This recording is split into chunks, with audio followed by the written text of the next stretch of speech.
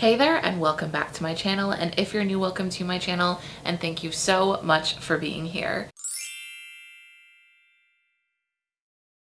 If you're new, make sure you subscribe before you leave, and if you're a returning subscriber, make sure you hit that little bell down below for notifications on when I put up new videos. I upload twice a week. Oof, it is unbelievably warm in my apartment. It has been 30 degrees, which is like 85 Fahrenheit.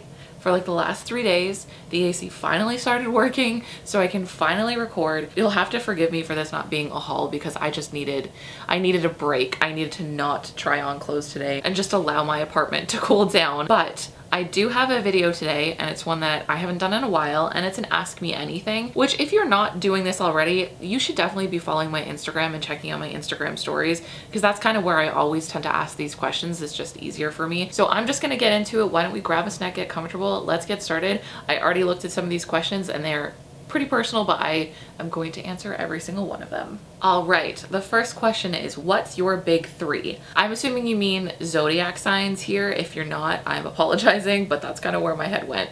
My big three is, let me see if I remember it. Leo sun, Gemini moon, which I feel some type of way about, and then Capricorn rising. I know that in my birth chart I have like so many Leo though, like I'm Leo pretty much everywhere, which is funny because I feel like I'm such a stereotypical Leo. Let me know which your big three is. Like, I want to know everyone's big three in the comments below. All right, next question. Favorite place for bras? I don't feel like I should answer this question just because I literally made an entire video on it. So maybe if I forget, which I might forget, I'll try to link to it at the end of the video in the cards, or just go and check, like, I think it's like one of my most recent ones. It'll be there. I have all that information for you, and it's like way more concise than I can answer in like 5 minutes. So the next question is, how's the process of moving to the States? Do you know where you want to live? So to be honest with you, this is still very, very much in the air. I did like consult with a lawyer and kind of figured out what my options are. If for some reason you don't know, I'm single now, I'm no longer with Gil, so me moving to the States will very much have to be on my accord, which I kind of already figured would be the, you know, situation anyway. So I just had a consultation with a lawyer and tried to figure out what my best options are. I'm sort of all over the place about where I want to live now. I don't know if I want to stay in Toronto or even in Canada, but I can actually get my dual citizenship relatively easy with Portugal just because both my parents are from Portugal. So that opens up all of the European Union for me. So I'm kind of considering that as an option as well. I've thought about maybe going to like Italy for a couple months, you know, somewhere warm, even Portugal. I really am just kind of thinking about what I want to do. I can't really give you information on how the process has been just because I haven't really seriously started it, but I did get a quote for how much it's going to cost me to go about getting my dual citizenship, or rather work visa with the States, and it's gonna be upwards of like $10,000. So that's just not something that I like have the money to throw out right now. So I would need to kind of think about that. All right, so the next question is, will you consider incorporating masks in your continued day-to-day life post-pandemic? Yes. 100%. I'm sure I'm not the only one who has noticed the fact that I have been less sick. Listen, I was the kind of person before the pandemic to get sick every time of year that like the flu was going around, colds were going around. I don't even take public transit that much, but I honest to God would always get sick, and I have not gotten sick, and that's huge. So I think when I go on planes, when I go in like Ubers, subway trains, all that stuff, I'm gonna be still wearing a mask. Like, I just feel like it has changed how I have been. The next question is how to be comfortable with your body after gaining weight during quarantine.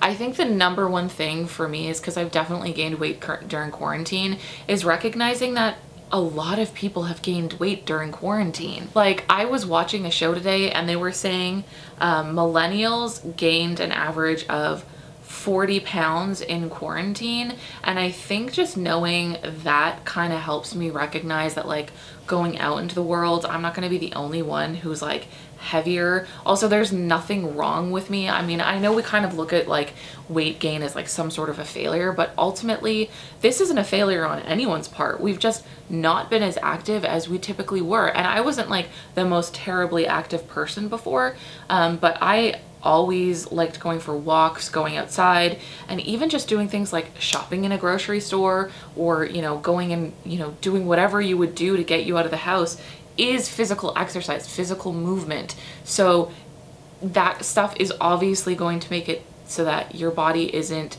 moving as much, burning as much energy. So you're probably going to gain weight. I definitely know I did. All I can say, and because, you know, this is still a very new subject for a lot of people, just recognize like you're not the only person who has gained weight.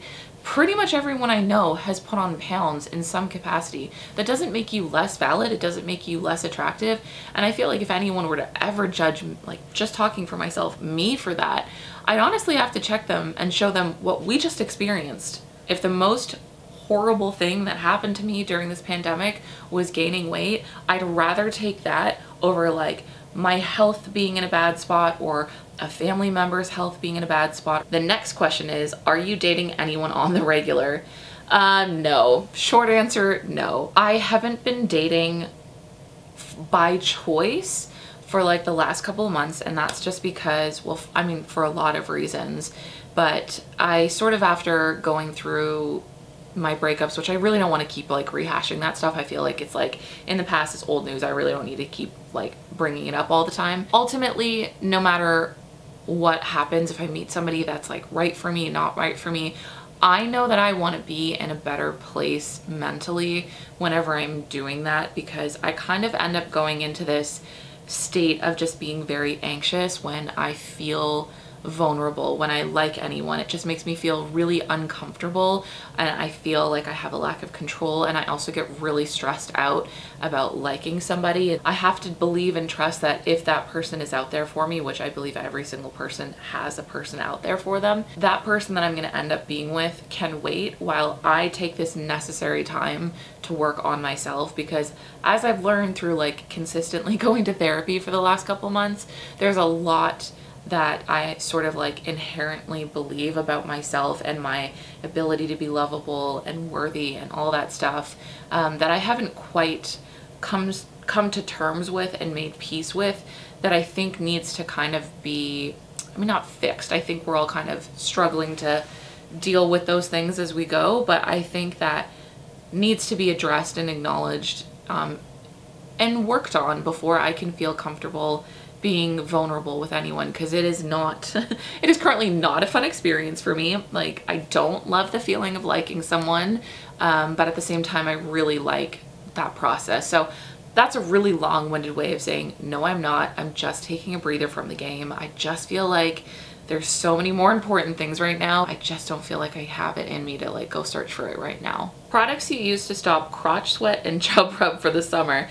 Crotch sweat, I really don't know. I don't think I've ever really experienced that too heavily. But chub rub, my go-to is wearing those like anti-chafing shorts. They're just the most comfortable for me. I do like certain products, like I've definitely used deodorant, I've used chub rub like sticks and stuff, and they're great, especially if you're wearing something that's like really, really short and you can't wear those anti-chafing shorts. But I do find that you need to like reapply throughout the day. So I just personally like having anti-chafing shorts. I will definitely be sitting down and going into my needs and what I use in more detail in like another video, but for me the number one thing that I go to is my anti-chafing shorts. But yeah, maybe I'll let you guys know where I go to get my anti-chafing shorts as well if you'd want to know something like that. All right, so the next question is literally hopeless when talking to guys on apps. How do I get out of my own head? Whew, okay, well, I definitely can relate in ways. I know how that feels, especially if I really like someone.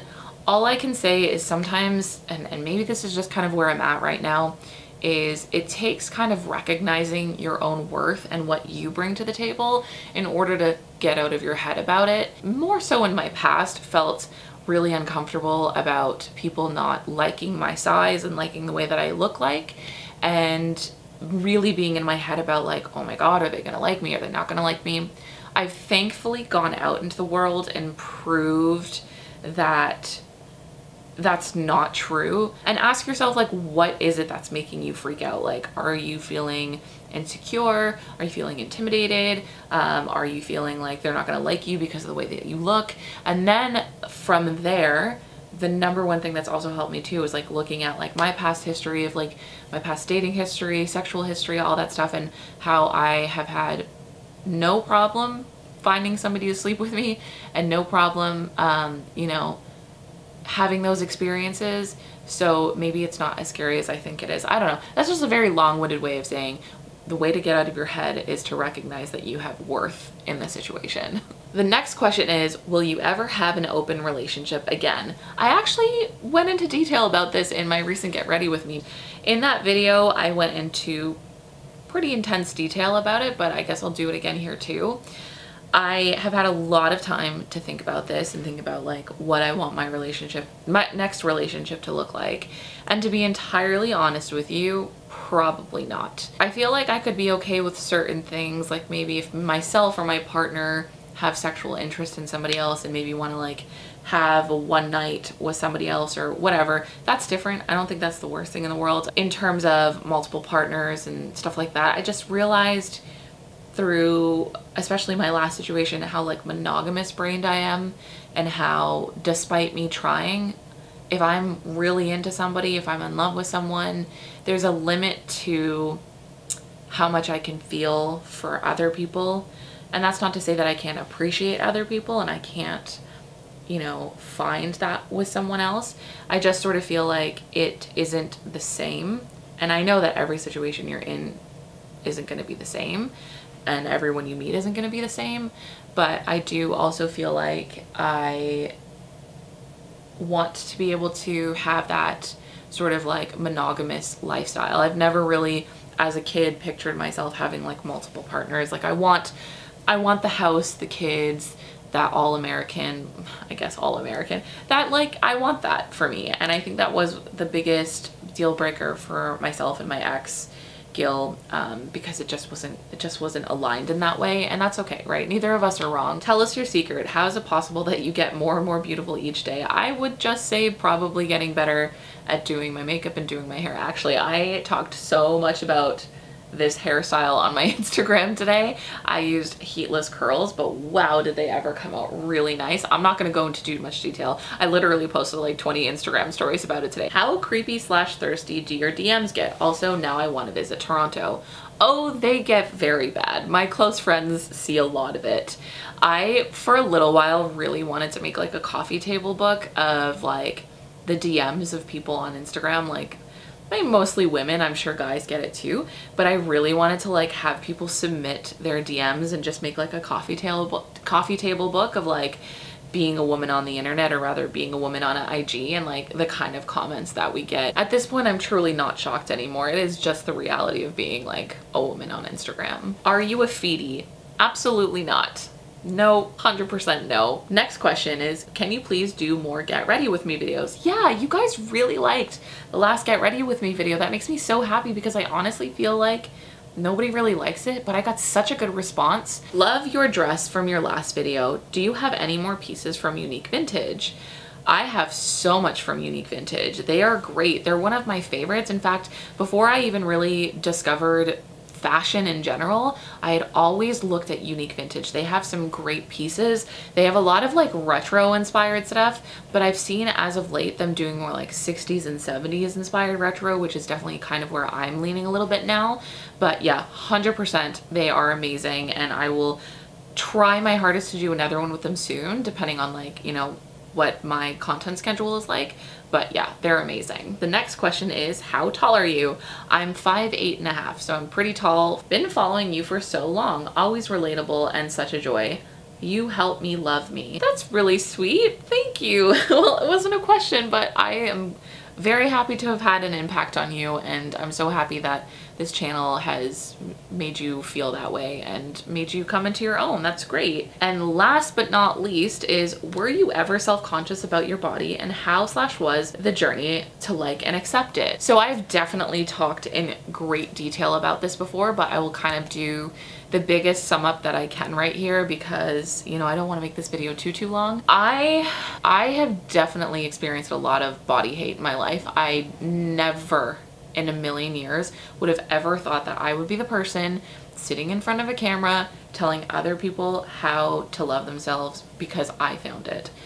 In fact, I thought I was kind of destined for a life of like just really hating myself. I'd say around 23 is when I met one of my exes, and a big life story that I had told myself previously was that I was never gonna find love looking the way that I do, which I really think that a lot of why we have insecurities about ourselves, whether that's physical insecurities or insecurities about the way that we are as people, is there's something deeper. There's always something deeper behind that, and sometimes it's finding what that is that can completely change our perspective on the world. So for me, a huge one was, I'm fat, nobody's ever gonna love me, I'm never gonna find a relationship, and everyone I'm with is always just gonna be wishing that I was different, skinnier, all that stuff. Life would be so much easier if I was skinnier. And then I met my ex, and he was the first person that I had ever dated, not only like accepted the way that I looked, but actively liked the way that I looked. And I think it was one of the biggest moments for me where I realized that all of these things that I had been thinking about myself, which was nobody's ever gonna love me, I have to lose about 100 pounds before that's even possible, was just not true. And what did it mean when that wasn't true? It just kind of led me down to this path of like seeing a lot of the other little things that I had been telling myself about my body that weren't true, and I kind of was able to rewrite the story. I think it's a really interesting experience when you realize that a lot of what we feel about ourselves is stuff that we've just either picked up from situations when we were younger and told ourselves is like the truth, that these little things that happen to us, despite there being so much other evidence out there to prove otherwise, that we've collected it as the only evidence that really matters, and how that can completely shift our perspective on who we are. So when I met my ex, it was this sort of like perfect series of events that led me to kind of being where I am today. Then I was able to meet a really amazing community of people who were on this sort of self-love journey. And it was what I needed, being around people who not only accepted themselves, but actively loved how they looked, and were like in love with themselves, was so life-changing for me because I had never seen that before. And then from there I was able to kind of rework the friendships that I had, and then start to rework what I allowed in my personal bubble. I don't like people having conversations about weight loss. I don't let people in my circle who, I mean, we can definitely have down days and feel negatively about ourselves, but there are certain ways in which people talk about themselves that like, I'm gonna hold space for you, I'm gonna let you do what you gotta do, but there's a limit to what I personally allow in my circle, because I think that that is unfortunately part of like what kind of creates this like effect of making us feel that way too. In fact, honestly, I love Frenemies, love the podcast, but I've actually had to take a huge step back from watching it because there's like so much negative self-talk and negative talk about being fat on there that I just have to take a huge breather or like fast forward through that part, because it's a lot. It's a lot. And when you're trying to completely change your mindset about a way that you felt about yourself for 20 years of your life, some of us even longer, you really have to make those little and big changes to your everyday life that really do amount to something at the end. So it wasn't just one or two things, and I still have days where I'm like, I don't feel so great, but ultimately I think I've been able to have that big like epiphany moment that's made me realize that like, I am not ugly, I'm not unattractive, and I am going to find the things that I want to find out of life the way that I look now, and that the only thing that's going to stop me from doing that is the way that I look. Just kind of looking at all those things, those little things and those big things that kind of impact the way that you think about yourself, can be so life-changing. And so that's a very long-winded way of saying, yeah, I absolutely hated myself when I was younger. You can talk to my siblings and my parents and my friends who knew me like pre-confidence, and they will tell you that I was not this person. People worried about me on a daily basis about whether I would see another year, because I was incredibly, incredibly depressed and suicidal, and I did not want to go on being the way that I am. And yet I'm here, and I'm so thankful every single day that I am. And that's why I have faith that anyone can get there, but there is a lot of time, energy, effort, and like therapy that you need to go through in order to get to that point. All right, that's everything. I think that's like a great way to end this. I feel like I'm like so sunk into my bed right now. I'm sorry guys. I'm really trying to like figure out this new tripod that I got. That was a lot of fun. I definitely want to do something like that again in the future. So let me know if you would prefer I ask questions here, or maybe you guys can ask your questions here and I will try to remember to look next time I do an Ask Me Anything. I will see you guys next time though, so don't forget you can find new videos from me every Wednesday and every Sunday, and the occasional blog post, which would probably be Tuesdays and Fridays. Bye! I see no reason why I should ever let you go. Don't wanna wake up if I'm dreaming, because you know I can't get enough of